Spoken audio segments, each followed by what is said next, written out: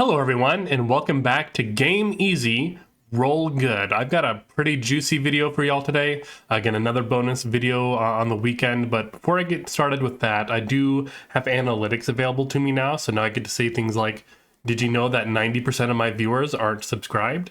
And I kind of get it. I understand maybe your apprehension. You see this guy with less than 300 subscribers at the time of this recording. I don't know if he's going to keep uploading videos. I don't really know what he's about. But let me kind of just talk about how I started launching my channel. So when I launched my channel, I uploaded 5 videos right away. And then in addition to that, I also had 4 other videos kind of ready to go, and I scheduled those on a weekly release. The first one of those was the Origin Feats video that I released this last week on Wednesday. Again, videos coming out every Wednesday. In addition to that, I released my bonus video last weekend about the oil. I'm releasing this bonus video this weekend. And in that time, I've already kind of created the slideshows for at least 6 more videos. I'm probably going to release some of those in a bundle because there's a lot of things that I want to get out before the Dungeon Master's Guide comes out in November. And then, of course, we have the Monsters Manual coming out in early 2025. So there's definitely no shortage of just stuff that we can talk about to make content about. So if that's your apprehension, I have things ready to go. So if you like the way that I'm doing things here, if you like this format, if you just find my videos entertaining, or at the very least informative, please take the time to subscribe. That's all I'm going to say about that for now. So today we're talking about grappling, carry capacity, and you.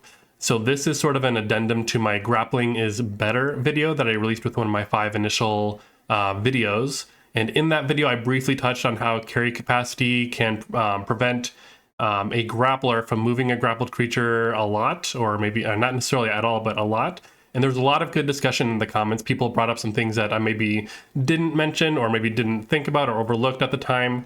However, I wanted to kind of take the time to dig into that deeper, because even when I was responding to some of those comments, when I was thinking about it more, I didn't really like the way that I explained it in my replies. So I wanted to really take a deep dive into it, and I kind of was able to outline my thoughts a little better and put it into a format that I think is much more readable and understandable by all of us. So let's go ahead and see what I'm talking about. So starting to begin with, what is different in 2024 compared to 2014, right? So grappling in 2014 was a strength athletics check from the Grappler. This means that the vast majority of Grappler builds were based on something that already has high strength. They had expertise in athletics. They probably had advantage on strength checks from either being a Raging Barbarian or the Rune Knight Fighter, who was enlarged and then could grapple bigger creatures as well. But in 2024, grapples are initiated as a saving throw, and the normal formula for that is 8 plus your strength modifier plus proficiency bonus. And then the grappled creature who's trying to avoid the initial grapple makes a strength or dexterity save against that save DC. And then to escape a grapple that you're already in, it is a strength or an athletics or acrobatics check against that save DC. So that's how it's working in 2024. But in 2014, there was one notable exception of the Astral Self Monk, who could use Wisdom in place of Strength for their athletics checks while they had their astral arms out. This is sort of a niche build. I haven't personally seen someone use this. I know I personally put the build together to see how it would work, but I'm sure someone has played it. There's a lot of people who play the game. It probably happened, but the vast majority of grappler builds in 2014 or pre-2024 rules were strength-based builds, which made it very easy to ignore things like carry capacity and how much you can move these creatures around. However, in 2024, the base monk class can use dexterity in place of strength to determine the save DC for their grapples. So for them, it's 8 plus your dexterity plus your proficiency bonus. So for the first time, we're going to have a pretty common situation where a character with, let's say, 8 strength can be just as good at initiating a grapple as a character with 20 strength. And as far as initiating a grapple goes, there's nothing inherently wrong with that. There's nothing necessarily unrealistic about it. But I think the question that some of us might want to answer for our tables is, should a creature with low strength be just as good as a creature with high strength at moving grappled creatures around? And if your answer to that is yes, then thank you for coming to this video. You're welcome to keep watching, although I guess you're not necessarily the target audience, but we're going to go into some pretty interesting stuff. But if your answer to that is no, then that's the question we're trying to answer. And how do we implement those sorts of limits on our tables, right? So let's take a look at what I'm talking about. We're going to take another look at the carry capacity. So again, I touched on this in the Grappling is Better video. At the top it says, while dragging, lifting, or pushing weight in excess of the maximum weight you can carry, and again, carry is this middle column on this table, your speed can be no more than 5 feet. So you can move, but you can only move 5 feet. It is a sort of a cap on your speed. You're not spending more movement such that your speed is 5 feet. Your speed just drops from, if it's 30, if you have 30 speed, it goes to 5. If you have 50 speed, it goes to 5. It doesn't matter what your normal speed is, right? So we can treat this as a soft cap on your movement because you can still technically move. You can just move 5 feet if you are over your carry capacity. Then next to that, we have the drag, lift, and push limit. So if we can't carry it, then we can drag, lift, or push it. And then that is basically double your carry capacity. But if something is beyond your drag, lift, or push limit, then that object or creature would be immovable, right? So again, weight beyond one's drag, lift, or push limit is immovable under normal circumstances. So what do I mean by under normal circumstances? And this is something that people brought up in the comments previously. So if we take a look at the grappled condition, specifically the third feature on this condition, it says the grappler can drag or carry you when it moves, but every foot of movement costs 1 extra foot unless you are tiny or 2 or more sizes smaller than it. So again, we're going to kind of briefly talk about how rules work in Dungeons & Dragons real quick. So it says, rules in Dungeons & Dragons are generally permissive, and this kind of goes for a lot of TTRPGs in general. They tell us what we can do, not necessarily what we can't do, because the list of what we can't do with each certain feature is infinitely longer than what we can do. It's only telling us this is what you can do. So if it doesn't say we can, then the base assumption is that we can't, unless the DM permits an exception here or there. And then the big rule that I think most people are familiar with is that specific beats general. So the phrase, the grappler can drag or carry you when it moves, supersedes the rules on carry capacity, but not completely, right? So if we go back to the carry capacity table, again, we have our soft cap of moving 5 feet, of having 5 feet of speed. And then we have a hard cap that an object is immovable. And then if we apply the movable feature of the grappled condition to that, what part of this table does it affect? Well, it only affects the one that prevents us from moving, right? So that would be the hard cap. So we still have a soft cap of 5 feet if we are encumbered, if we are over our carry capacity. But we can now push, lift, or drag things that are over that carry weight. Okay, so now how do we apply this to grappling and moving creatures? What are the sort of scenarios that we can come up with, and how does this work? So generally speaking, this is my personal guidance. This is how I would run it at my tables, just to keep things going and not having to kind of bog down each individual thing with, okay, how much does this thing weigh? I would ignore equipment weight when determining how much a creature can move another creature that's grappled by them, and only consider the grappled creature's weight. And I know a question that probably just popped into a lot of your heads already. We'll get to that in a couple of slides, but let's cover these scenarios first as to how we apply the movement restrictions from both carry capacity as well as the movable feature, where it says you spend 1 extra foot of movement for every foot of movement for creatures that are not tiny or 2 or more sizes smaller. So let's look at the first scenario. So if creature weight is greater than your carry capacity and the creature size is not tiny or 2 or more sizes smaller, then the grappler can only move 2 feet because you're over carry capacity, so you have 5 feet of speed, and they're bigger than tiny or 2 or more sizes smaller. So therefore, that you have to spend 1 extra foot of movement. So you have 1 foot of movement that turns into 2 feet cost. You have another foot of movement that's another 2 feet cost. And then you have 1 foot of movement left, but you can't spend that extra foot of movement anymore to move that, so you can only move them 2 feet, which is not even a full square on most maps.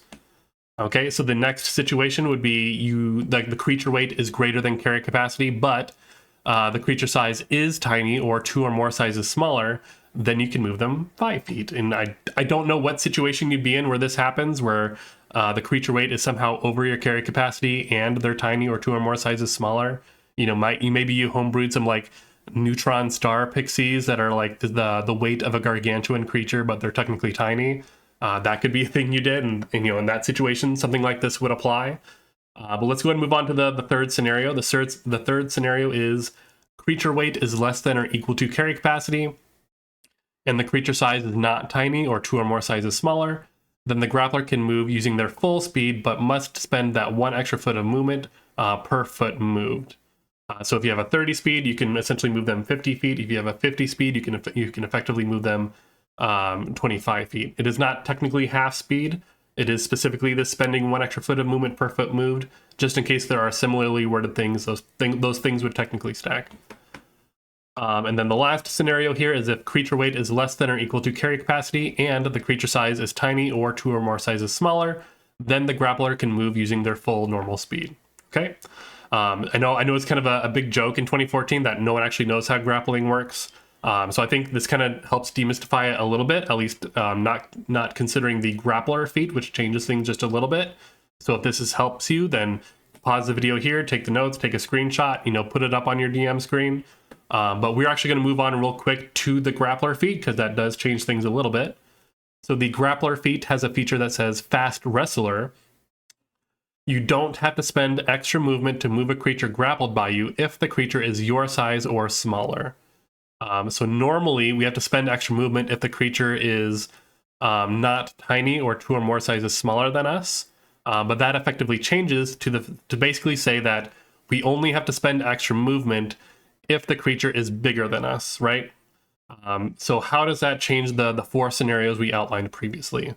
So starting from the top again, where we were before, if creature weight is greater than carry capacity and the creature size is greater than the grappler size, then the grappler can move 2 feet. So if I'm over carry capacity and I'm a medium creature and I'm trying to drag a large creature, I can move 2 feet.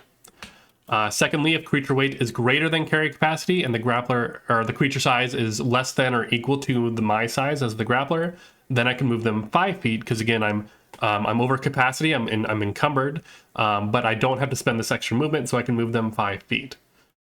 Third situation, if the creature weight is less than or equal to my carry capacity and the creature size is greater than the grappler size, then I can move using my normal speed, but I do have to spend that extra foot of movement per foot moved. And finally, if creature weight is less than or equal to carry capacity and the creature size is less than or equal to the grappler size, then the grappler can move using their normal speed. So the fast wrestler feature on the grappler feat effectively just changes the size of creatures that we can affect with the movable part of the movable condition on the grappler condition. So again, if this helps you, again, pause, take a screenshot, take your notes, and I hope this helps you at your table. But again, I know you guys are asking a question. You ask it probably at the top of the last slide. You're wondering, well, how much do creatures weigh? Determining the weight of other characters is probably pretty simple, right? Because the weight is something that you can write down on your character sheet. I usually include it. Some people might at least put an estimation in there. But when it comes to specifically monsters, like in the monster manual, there's actually no guidance for monster weights at all in either the 2014 Monster Manual or the 2014 Dungeon Master's Guide. And generally speaking, size restrictions on grappling, for example, how you can only grapple creatures that are either at least 1 size larger than you or smaller. So if I'm a medium creature, I can't grapple a huge creature. I can't grapple a gargantuan creature. Those are generally a stand-in for weight limitations. However, I wouldn't come here if I didn't have a deep cut, because we're here for the very specific things we can find in Wizards of the Coast published books. There is one specific example, one officially published stat that gives us insight into the weight of larger creatures. And from that, we can kind of do a bunch of math and kind of figure some things out. Technically, we could do it just based on normal medium creature weight, on player character weight. But I like this niche little situation that we found. And I'm going to say minor spoilers. This is sort of essentially sort of like a magic item or a magic boon that you can find in one of the published adventures. It is not plot relevant. If you have played this adventure, you might already know what I'm talking about. And if you haven't played this adventure and you don't recognize it, then don't look it up if you don't want to be spoiled.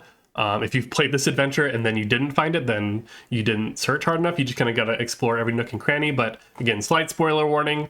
Let's see what I'm talking about. So in a particular adventure, when you're exploring a particular area of it, you will find this spear that is stuck in the ground, and it is imbued with a little bit of magic. And the spear says that it belonged to a frost giant named Vlagomir. We don't care about anything else in that first paragraph. It's just that it belonged to a frost giant.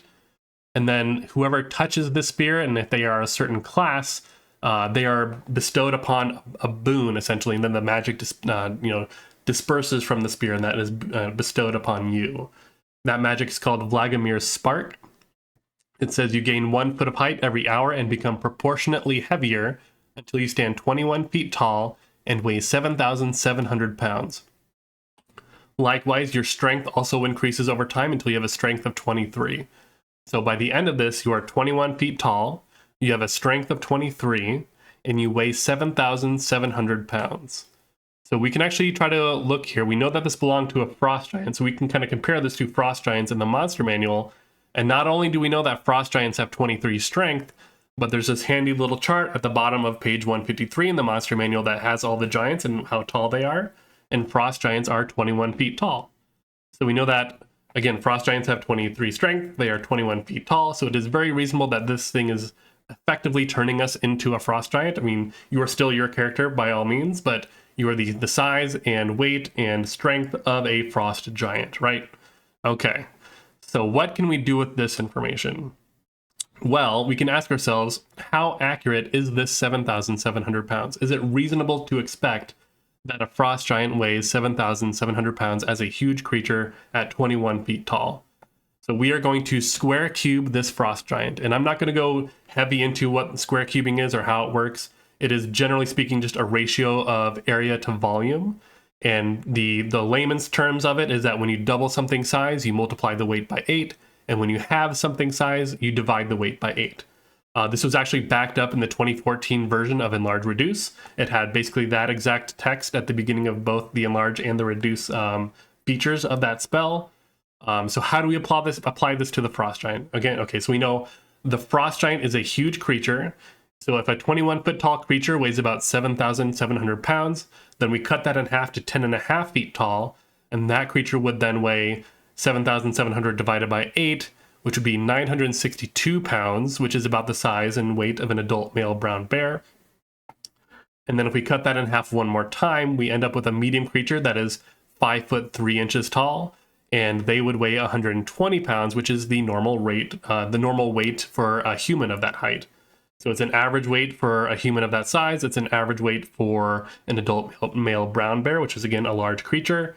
And so we can assume then reasonably that a 21-foot tall frost giant could reasonably weigh 7,700 pounds.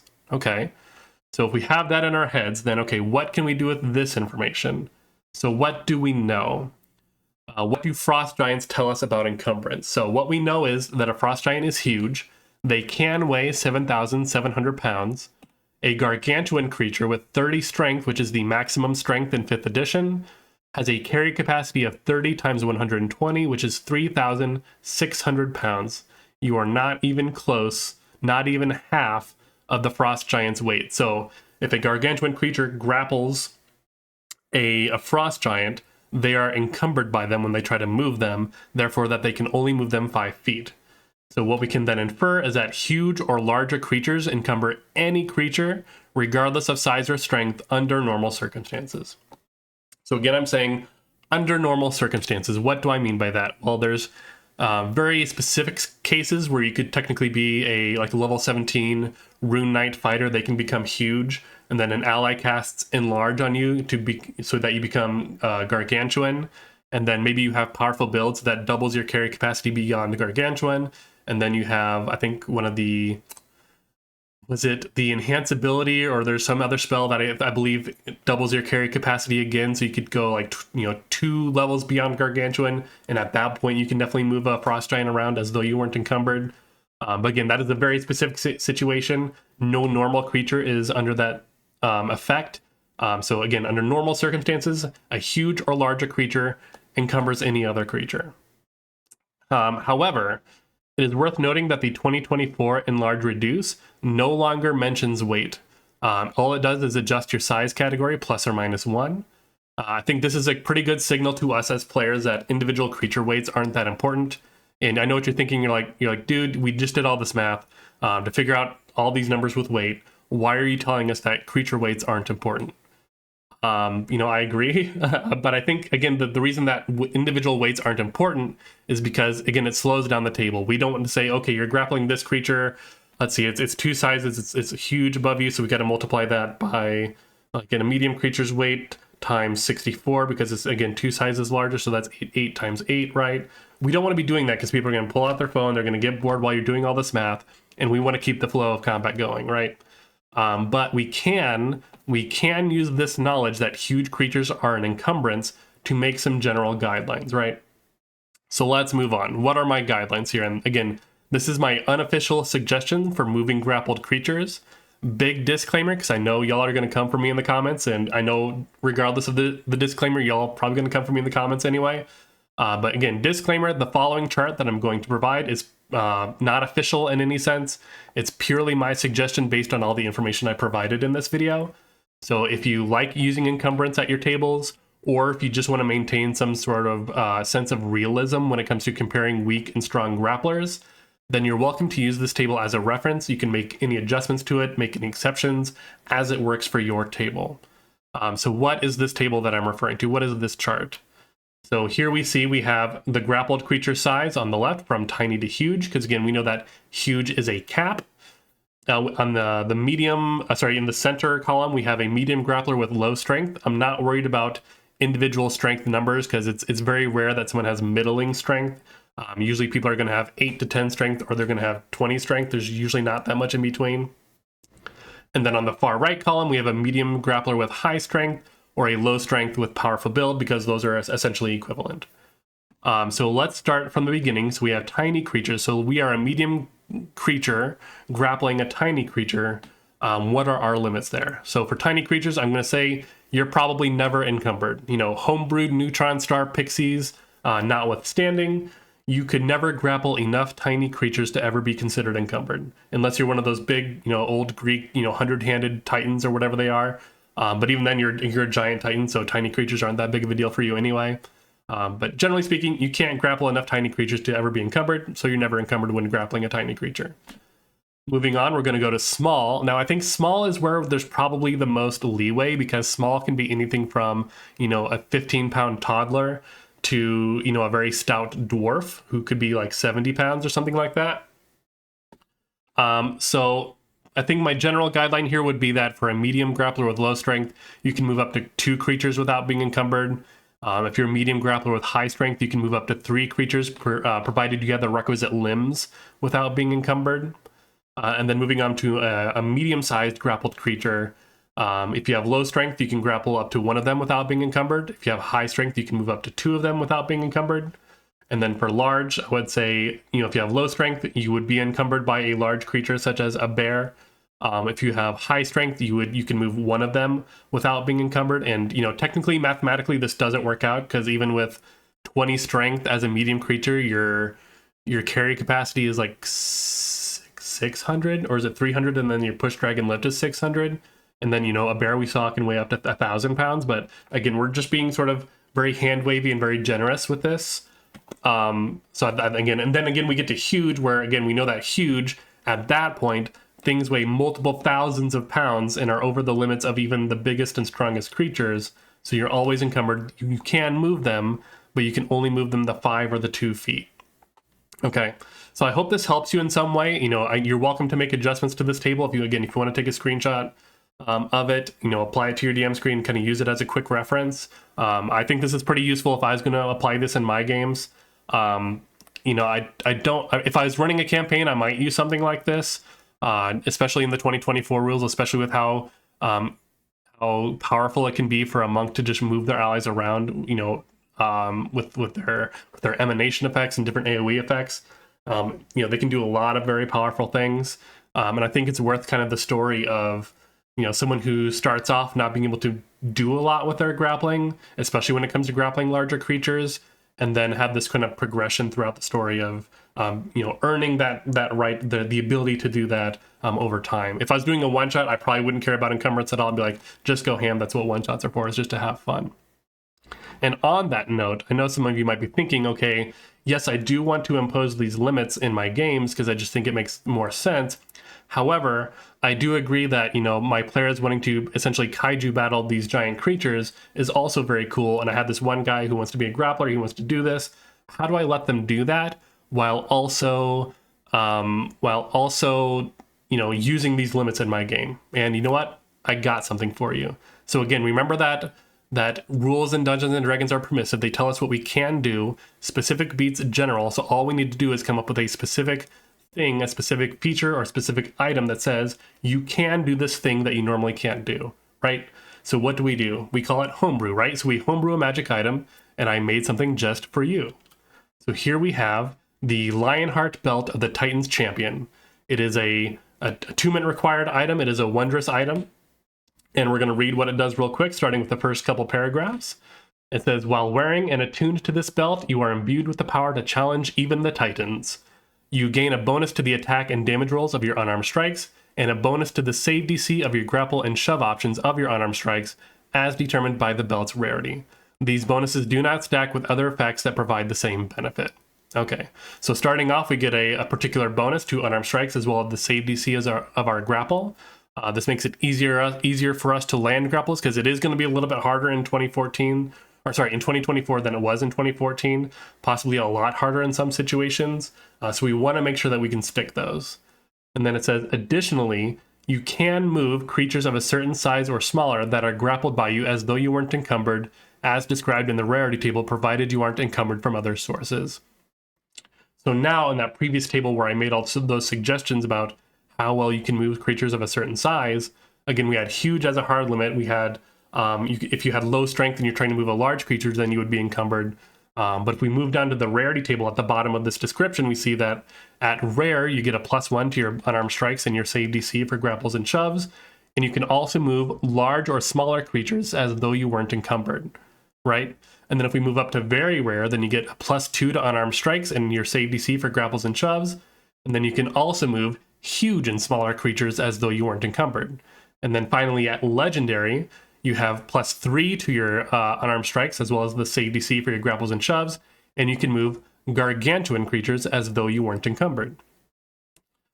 However, this doesn't solve for the problem that in order to grapple a huge or larger creature, you need to be within at least one size category of them. So that's why I also added the feature called Giant's Challenger at very rare or higher. It says this item has 10 charges, and it regains 1d10 expended charges daily at dawn. You can use 3 charges as a bonus action to increase your size category by 1, such as from medium to large, up to gargantuan, provided you have the space to do so. If not, the charges are spent and nothing happens. Transformations from this belt last for 10 minutes. Until you choose to end it, no action required. Until any transformation from this belt is activated again, or until you die, whichever comes first. And then, if you have the legendary version of this belt, you have Titan's Challenger, which says you can use 6 charges as a bonus action to increase your size category by 2, such as from medium to huge, up to gargantuan, provided you have the space to do so. If not, the charges are spent and nothing happens. And again, it is part of one of the transformations from this belt, so the same limitations on the time apply. But now we can grow up to large or up to huge just using this belt alone to grapple a huge creature, to grapple a gargantuan creature, and we don't have to worry about only being able to move 5 feet because we're no longer encumbered by them. Now it is worth noting that specifically for let's say that we have the very rare version of this one, and we grow to large so we can grapple a huge creature. They are technically bigger than us, so we can only move. We have to spend that 1 extra foot of movement per foot moved, unless something makes us even bigger than that. So maybe when an ally to cast the enlarge spell on us, maybe we took the Rune Knight Fighter and we're using that again to double our increase our size by 1 size category again.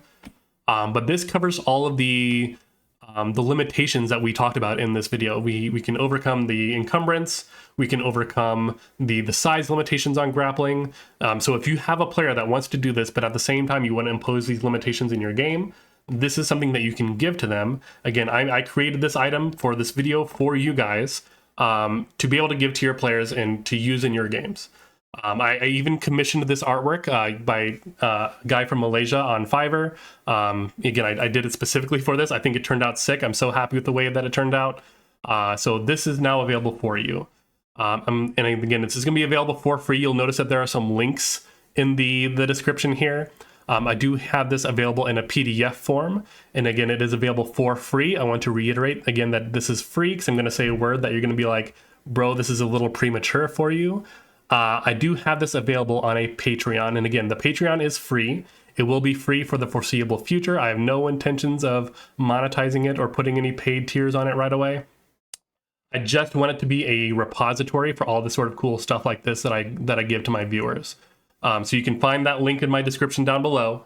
You can go ahead, you can join for free, you can download the PDF, you can, leave it, whatever you want to do. I don't really care. That's just where I'm going to put these things in the future. And in the future, if I ever get to the point where I can put in paid tiers, anything that I put on there for free will remain free in perpetuity. I'm not going to put this behind a paywall at any time. So if you're seeing this video, way down the line in the future and you still want this PDF, you can still go to my Patreon, download it for free. Not a problem if you can find the post where it was again. All right.